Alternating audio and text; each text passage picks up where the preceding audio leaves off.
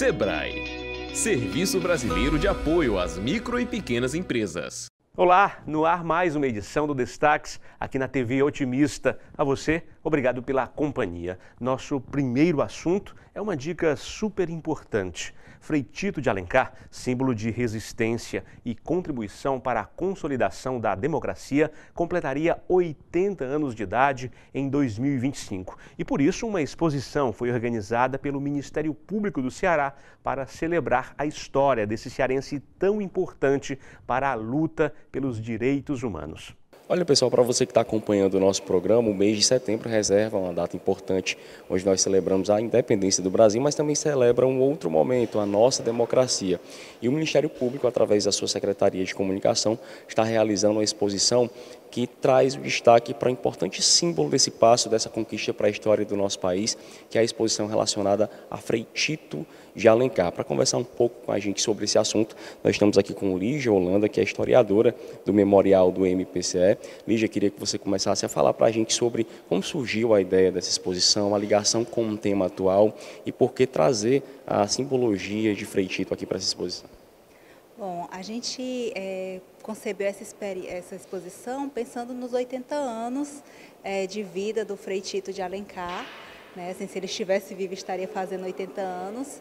E o Frei Tito, que foi esse cearense que foi tão importante para a história do país e para essa luta dos direitos humanos e pela democracia, né? Foi um jovem estudante que virou dominicano e foi para São Paulo e se engajou nesses movimentos e, a partir disso, foi perseguido pela ditadura civil-militar, né? A partir do golpe de 64. E foi torturado, e em decorrência dessa tortura acabou cometendo suicídio no exílio. Então, uma experiência assim, que traz muito essa memória desse momento histórico tão difícil do nosso país, mas que traz também uma história de muita resistência, né? Hoje o Frei Tito ele é um símbolo de luta pela democracia, pelos direitos, da luta contra a tortura, né? Então, a gente pensou em trazer nesse momento essa exposição comemorando a vida, nesse sentido de que Frei Tito continua vivo a partir da memória. Aqui nessa exposição vão ser expostos também alguns artigos até inéditos também. Queria que você pudesse falar do que vai estar sendo colocado aqui, que vai falar muito da trajetória e do legado dele também. Sim, a gente montou a exposição a partir de uma parceria com o Museu do Ceará, né, que tem o Memorial Frei Tito de Alencar, mas a gente conseguiu, ao longo da montagem, da pesquisa, ir levantando outros documentos. Então, para além do que já esteve exposto no memorial, a gente também conseguiu juntar documentações inéditas que trazem também algo que é menos conhecido, que é a trajetória do Frei Tito aqui no Ceará.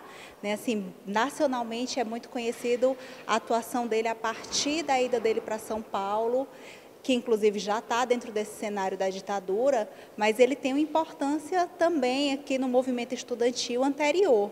E a gente traz isso, traz outros documentos inéditos que a gente conseguiu com a família, na pesquisa a hemeroteca, enfim, tem outros acervos que são inéditos e que estão aqui na exposição.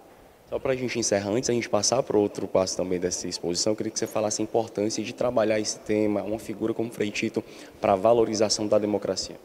Sim, acho que a gente tem vivido no país momentos muito sensíveis, inclusive de pessoas que, sem conhecer melhor a sua própria história, fazem essa narrativa de que a ditadura foi boa, a gente precisa que volte, né? E acho que a ideia dessa exposição é que as pessoas conheçam um pouco mais desse processo e que a gente entenda que a democracia, o sistema democrático foi uma conquista, e foi uma conquista que custou inclusive a vida de jovens de uma geração como a de Frei Tito.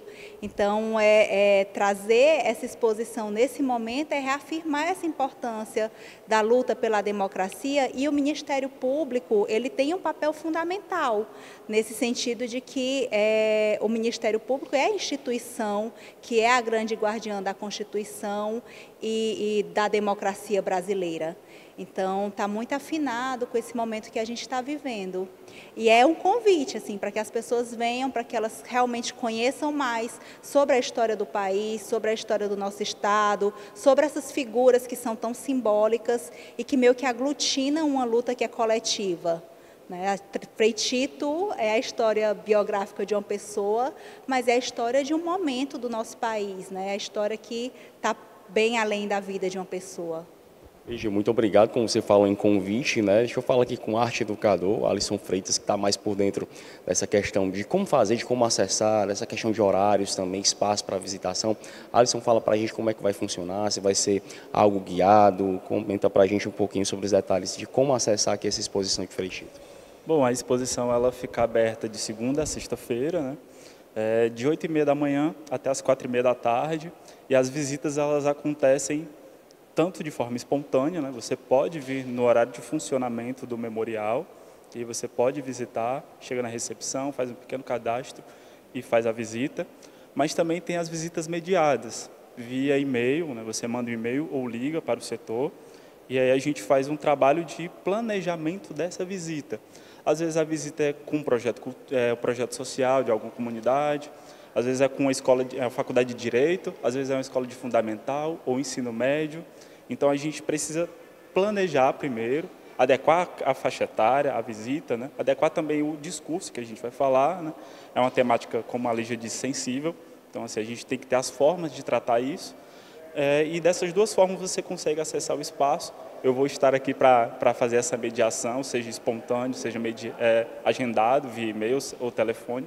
A gente faz uma pausa, um rápido intervalo e daqui a pouquinho volta com mais destaques.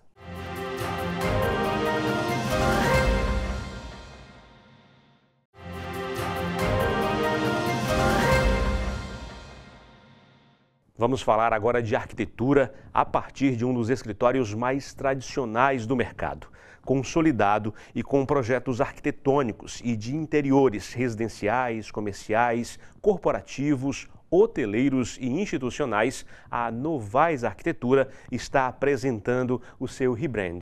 Aqui no estúdio eu conversei com os arquitetos sócios, pai e filho, Marcos e Lucas Novais. Marcos e Lucas, muito obrigado pela visita aqui na TV Otimista. Muito obrigado a você. A gente que agradece. Um prazer. A gente quer começar desse começo, desse novo capítulo de vocês. Como é que foi esse planejamento, né, para esse momento? De quem partiu ideias ou de quantas pessoas participaram? A gente queria saber um pouquinho desses bastidores. Quem começa? Você? Pode ser. Bom, aí a gente tem para contar um pouquinho dessa história, de voltar um pouquinho atrás no tempo. A história do escritório como Marcos Novais Arquitetura, a história do Marcos Novais como arquiteto, ela se confunde praticamente com a idade dele, né? Quando eu me formei, ele tinha nascido há pouco tempo e aí começa a nossa história, né? E foi de maneira muito natural essa chegada dele, porque eu nunca imaginei, isso não teve planejamento, né? Nem incentivo sequer no decorrer do tempo. E esse cara chega ao meu lado ao longo do tempo e é motivo de muito orgulho, de muita...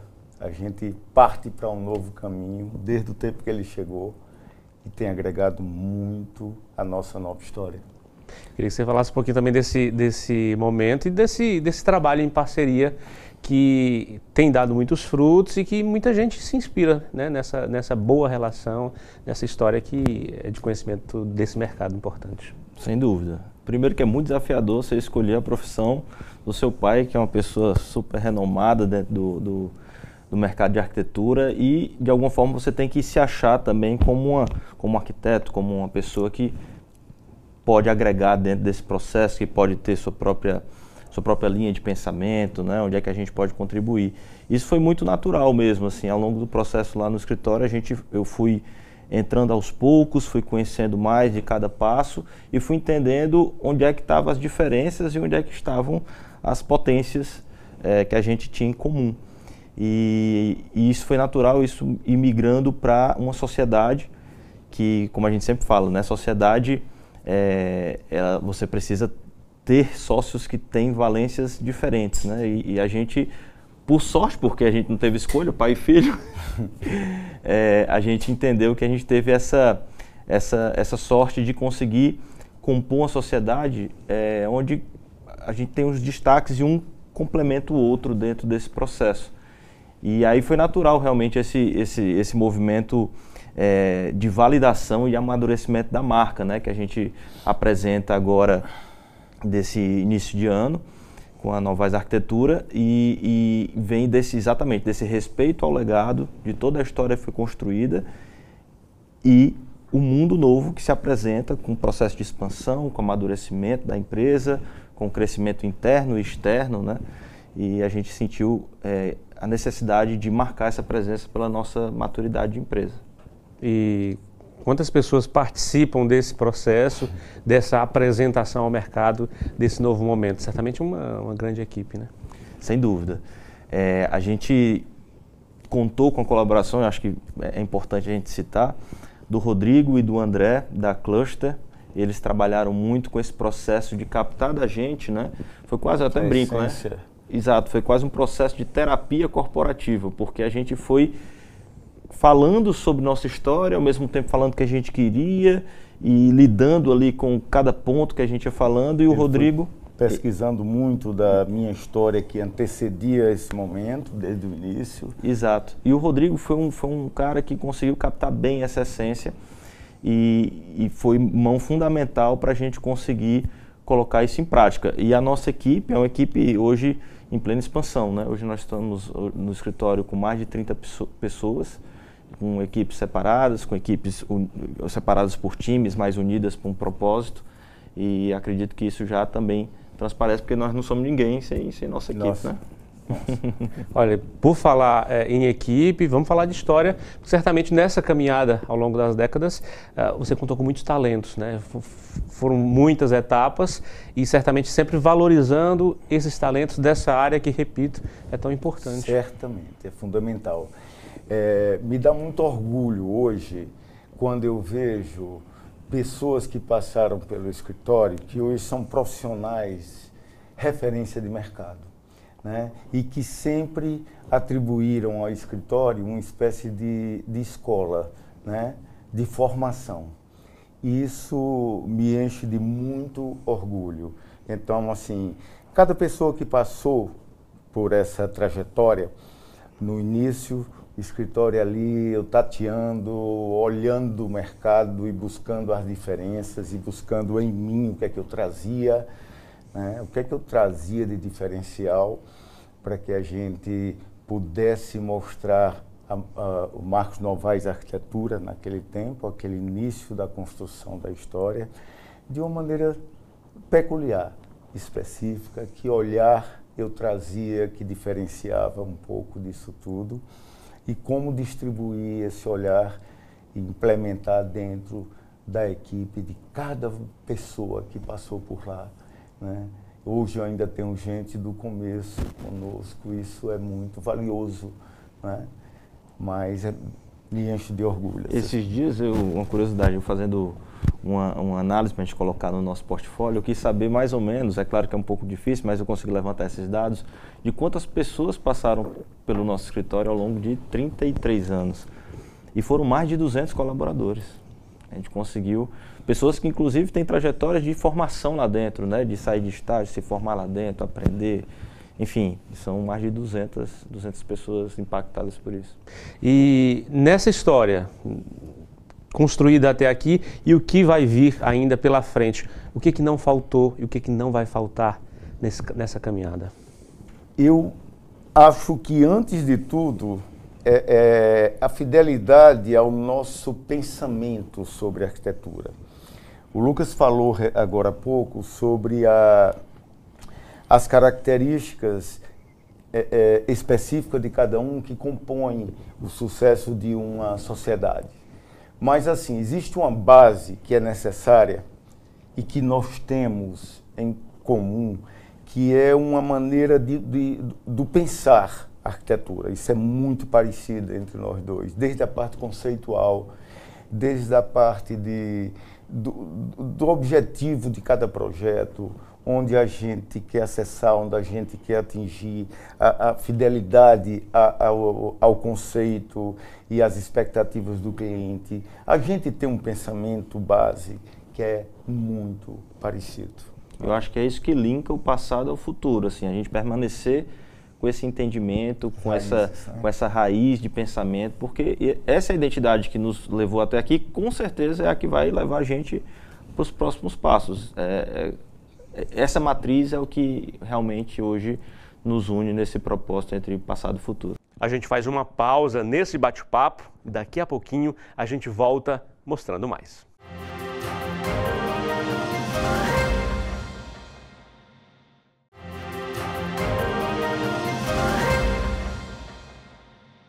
De volta, e a gente continua conversando sobre a Novaes Arquitetura com os sócios Marcos e Lucas Novaes. Que grandes espaços vocês estão hoje, que a gente pode citar alguns, né? Alguns, eu sei que são muitos, mas só para a gente situar quem está nos assistindo. Acho que a gente pode falar o principal, que hoje inclusive é patrimônio turístico da cidade de Fortaleza, que é o Museu da Fotografia. Sem dúvida, o projeto de maior impacto que a gente já teve em repercussão nacional e internacional.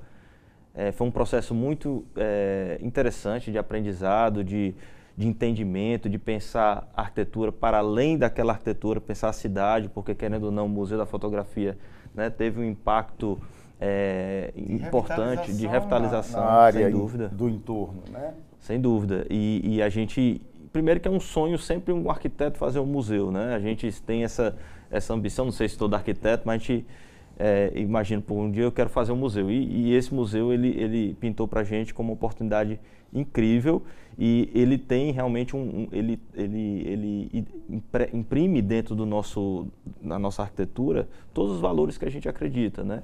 De interação da arquitetura com dentro e o fora, a gente ter aí objetivos particulares, né? Trabalhou da sustentabilidade mesmo, sem a maneira dúvida como a gente utilizou. O próprio museu, a gente sempre pensou em fazer com que ele fosse uma arquitetura contemporânea, que fosse reconhecida no mundo todo, mas trazendo identidade cearense, né? Nós preferimos trabalhar, no caso, só para dar um exemplo, um paisagismo com a carnaúba, para poder de fato dizer que somos do mundo, mas somos daqui do Ceará. Então, o Museu da Fotografia, sem dúvida, é um dos principais exemplares do que a gente já produziu. E certamente há outros em que a gente está e tem a assinatura de vocês, né? Certamente, assim, eu acho que os nossos projetos, eles partem de um ponto, a nossa busca, tanto estética como funcional, parte muito da necessidade do cliente, ou seja, o que é que move aquele projeto se conduzir dessa forma. Mas a gente traz no meio dele a impressão de determinados elementos que são muito nossos, a nossa interpretação desse. É como a gente pode citar o Hotel Zorabit, né? Que é um hotel que tem uns 12, 15 anos talvez, e que é de um indiano, e que nós viajamos até a Ásia para poder conhecer melhor, trazer elementos, desde mobiliário a parte de decoração da Ásia, mas a gente deixa ali uma arquitetura tropical brasileira, onde a gente consegue fazer uma interação com os elementos de referência indianas que o cliente precisava. O caminho que nós buscamos não foi fazer a caricatura daquela tipologia que a gente viu na Ásia, mas a arquitetura dele é basicamente uma arquitetura tropical brasileira, com madeiras, com beirais longos, e a gente trouxe ali. É um hotel, inclusive, que foi eleito por inúmeras vezes o melhor hotel boutique do Brasil, né? Então, a gente tem esse privilégio de ter um projeto nosso rodando o Brasil com essa chancela, né? Maravilha. Olha, para encerrar, eu queria que vocês fizessem uma avaliação desse mercado nosso, situando ele no país, frente à importância da profissão de vocês, da área de vocês. Fortaleza que tem crescido muito, o Ceará tem sido destaque em todo o país nesse crescimento imobiliário, econômico. Qual é o nosso tamanho na frente do Brasil, nessa área, nesse recorte da área de vocês? Que bom essa pergunta dele agora. Eu acho que essa fica muito bem para você. A gente, primeiro que historicamente a gente já teve uma visão bastante de vanguarda, naturalmente puxado pelo meu pai dentro do escritório, de acreditar em Fortaleza, acreditar no Ceará. porque nós somos um escritório que ao longo desse tempo atuamos em várias praças no Brasil todo, principalmente em São Paulo. E houve momentos, né, eu ainda não estava dentro do escritório, eu era bem mais novo, onde a solicitação de São Paulo praticamente puxou meu pai para trabalhar lá e quem sabe até migrar o escritório para lá. Mas essa crença de que Fortaleza é uma praça em ascensão e que aquilo, esse ecossistema de Fortaleza ia vingar e como se mostra cada vez mais agora, houve uma aposta de deixar São Paulo ali como uma praça de atuação, mas não como a principal, mas a gente apostando de fato toda a nossa força, todos os nossos canhões de estratégia para dentro de Fortaleza e Ceará. Fortaleza traz um pool de elementos que faz desse lugar um lugar estratégico. E eu falo isso há quase 30 anos. E isso vem se consolidando de uma forma muito evidente. Sem dúvida. E é natural que a gente entenda os potenciais e a gente está vendo isso na prática agora no escritório, né? Como a gente está nesse processo de amadurecimento, como já vinha passando, né? Mas agora a palavra do dia lá no escritório é sobre expansão, a gente vê que é aqui que a gente tem que estar mesmo. Expansão no sentido de entrar em outras áreas. Naturalmente as praças ainda vêm e querem nosso projeto, querem nossa assinatura, mas é em Fortaleza que a gente está tateando aí nossos próximos passos e dando um pequeno spoiler, assim, a gente foi convidado para trabalhar em verticais também, que é uma área nova dentro do escritório, porque a gente percebe que nosso tipo de arquitetura, né, residencial, historicamente, de produzir belas casas, funcionais, esteticamente agradáveis, são princípios que podem estar em verticais e tem gente no mercado que também tem uma visão similar e que hoje está contando com a gente para esse momento. Em breve. Em breve novidades, a gente espera contar mais esse capítulo. A vocês, muito obrigado pela visita, pela entrevista, parabéns pela trajetória, pelo novo momento e nós aqui do Grupo Otimista de Comunicação desejamos sucesso a vocês. Nós que agradecemos, é sempre um prazer bater papo com vocês, né? Obrigado. E estamos aqui. À disposição, né? Obrigado, viu, Denis? Esta edição fica por aqui. A você, obrigado pela companhia e até o próximo programa.